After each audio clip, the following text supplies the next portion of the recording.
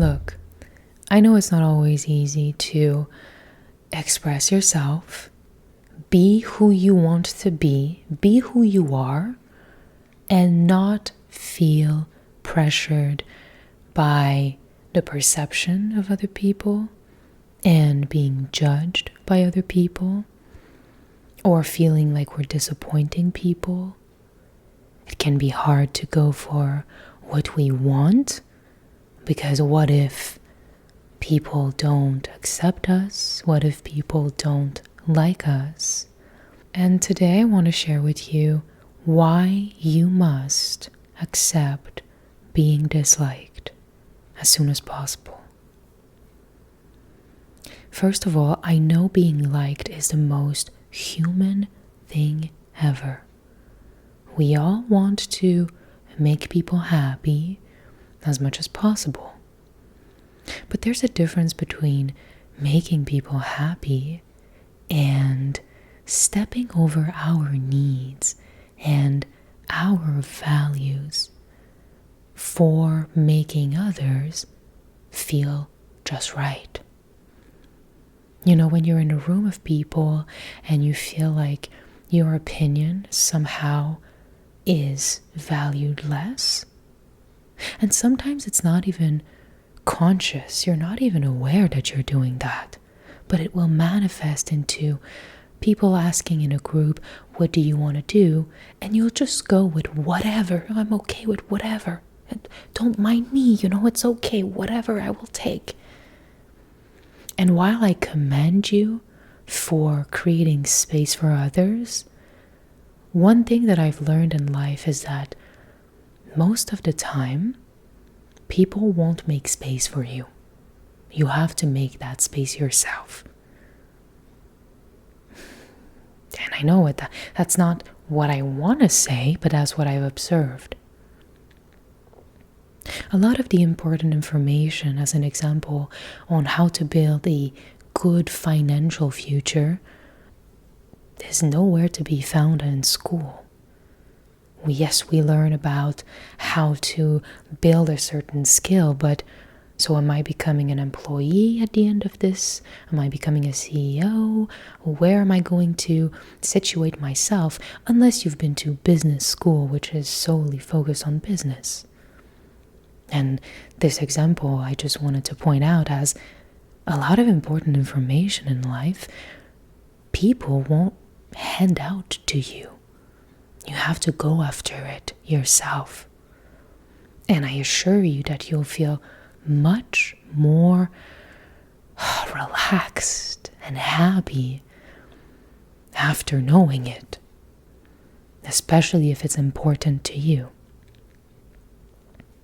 Especially if it's important to the quality of your life.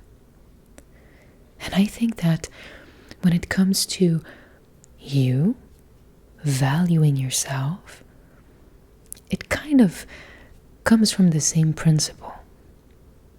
As long as you're not valuing yourself, you'll keep attracting people that are very happy to have someone around like you who is always down for anything. It's not a problem. Oh, very agreeable. Always down for anything. But it is okay for you to sometimes say, hey, I would prefer to do X, Y, and Z. And if you guys are not down for that, I'll just go home early. And I'm saying that because the way you do anything is the way you do everything. So someone who sees that you don't really stay strong on your opinions, you're not going to stand for what you believe, you don't actually even know what you believe in, they'll see a lot of opportunities to take advantage of that. And unless you decide to go after that sense of self, that self-respect, but most importantly, that self-esteem, no one is going to hand it to you. No amount of people liking you will make up for it. And I think a lot of the time we prioritize how many people like me over what is the quality of the people around me. And do I actually like the people that like me? I think this idea that we can be liked by everyone is a fantasy that belongs to the spectrum of either everyone is grandiose, everyone is better than me, and therefore I only have value if I get to be seen as good by everyone, or through the fear of making someone uncomfortable or making someone sad and protecting people's feelings. And while I respect and I hear these two realities, they don't operate in reality. Because according to this, you're also someone who is grandiose or someone who should never be bothered. And I don't think you are being treated that way realistically by everyone around you. So you must not be operating in reality, especially if you have to step over your own feelings to protect other people's in your life. If you have to step over what you really want to say, what you really want to believe in, for the sake of maybe not losing that friendship, maybe not bugging that boss or employee or whoever. I know I'm saying a lot, so if anything resonates, I invite you to stop the video, click pause for a second, and just think. I know a lot of the time I can get overwhelmed by too much information, but look, this is something so important. A lot of us do that mistake of believing that how many people like us equals how worthy we are. But if we were to spend 24 hours in a room full of 30 randomized people from that bunch of people that like us, we would have nothing to say to them. Because to be liked by so many people also requires you to be pretty flavorless. If you're not gonna bother anyone, if you're gonna make everyone happy, then you're gonna stay in a very rigid lane that is hard to step out of. And if that's the way that you build your self-worth, then stepping out of that box and standing for yourself, and then maybe getting people offended or feeling in disagreement with you, will completely ruin your self-esteem and make you feel dependent onto these people. Because without them, whoever they are, that number of people, that amount of people, you feel like your worth is less. And I think this comes from the idea that we must be liked by everyone, or that we are liked based on how many people like us. The opposite is true. But it has never been as easy as present times to be fooled into thinking that 40,000 people liking you equals more people liking you in real life, or you feeling more liked in your personal life. More often than not, before focusing on that, what really matters is family first. Do we have a good relationship with our family? Is it possible to have a good relationship with our family? And it doesn't have to be the direct family, it can be extended, it can be the parents of a friend that you see as family as well. But the real relationships in our lives are usually the ones where that kind of feeling can be achieved. We can work on them and then feel like we are becoming closer and more liked by people. At the end of the day, nothing is given for free. What attracts most people in this day and age usually requires a lot of controversy, a lot of sacrifices in terms of self-respect. How do you respect yourself? What do you want to put out there? Before even thinking about what am I going to put out there, it's just about, will people like it? Are people going to like me?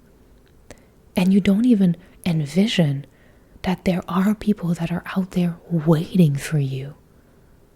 Especially post-pandemic, there's a ton of people just like you that would like you exactly for who you are. And I understand that it's not an easy thing to do, because being vulnerable also means that rejection is going to hurt more. But in this case, what needs to be done is one thing and one thing only to begin. And maybe we'll come back to this in another video. It's to do cold exposure. Look, I know it's hard to feel rejected. That's actually why I started live streaming. The more you live stream, the more you see that, hey, there's a ton of people that don't like you, don't like how you look, don't like your existence, and that are going to have the time of the day to let you know. And with social media being so accessible, it's a very good practice to go live and experience being seen by people and receiving comments that can be mean. And the more you see them, the less they matter. I promise. And that is if you are trying to put yourself out there online. But in person, I would say the equivalent of that is just going outside in a park and screaming. A lot of people are not going to like that. They may look at you weird. But then you'll see that, hey, it didn't change anything in my life. It didn't change anything in their life. And everybody is good. At the end of the day, there must be a limit. Of course, cold exposure to rejection doesn't mean going to stranger at night and trying hard to be rejected. But it's just doing things that are including yourself only, where there's going to be judgment. For some people, that can be dressing the way you want to dress, pursuing your dream and sharing it, and practicing yourself to hear people's opinion, but not having to believe in everyone. Remember, not everyone is better than you simply because you haven't reached that full potential in your self-esteem yet. That's the thing that we often delude ourselves in thinking. Yes, some people appear confident, but at the end of the day, we don't know anything about them. We don't know how happy they are. We don't know anything about their personal life. And so it's a big gift to just give your trust right there and be like, hey, yeah, I'm going to give you all my trust. I'm going to give you more worth than I ever give myself, in hopes that you like me too, stranger that I don't even know. We must have an idea of who is it that we like, who is it that we want to connect with, and who is worth connecting with us. At the end of the day, I know that we all tend to be stuck in this fantasy land where either everyone is better than us, or for some people it's the contrary. It's everyone is worse and I'm so much better. And in the middle, there's this little spot, the gray zone, where, hey, some people will be better, some people will be worse. But at the end of the day, the goal is not to compare who's number 1 and who's number 5. It's just to see who's a better match for you, and who makes you feel fun, who makes you feel joy, who makes you laugh, who makes you happy, Who makes you curious and interested? And from there, when you know who you're talking to, it isn't as scary anymore to put yourself out there.